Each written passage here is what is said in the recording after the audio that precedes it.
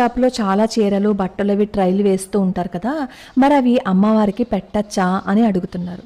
అమ్మవారికి మనం బట్టలు పెట్టేటప్పుడు అంటే చీర సమర్పణ చేసుకునేటప్పుడు ఆ ప్లాస్టిక్ దాంట్లో ఉన్న చీరని ఇప్పి లోపల ఎక్కడ చిరుగులు లేకుండా ఉన్నది చూసి అప్పుడు మళ్ళీ కవర్లో పెట్టించేసి ఆ చీర తెచ్చుకోవాలి తప్ప బయట ట్రయల్స్ వేసుకొని చూసి మనకి కట్టుకుంటే బాగుంటుంది కదా, తర్వాత మనకు ఉపయోగపడుతుంది కదా అని ఆలోచన చేసి ఎప్పుడూ చీర తేకూడదు. ఎందుకంటే అలా విప్పేసిన చీరలు వాళ్ళు ట్రయల్స్ వేసుకుంటారు కాబట్టి. అమ్మవారికి పెట్టే చీరలు 2 ముక్కల చీరలు పెట్టడం, అంచులు కుట్టేయడం అలాంటివి చేసి అమ్మవారికి పెట్టకూడదు.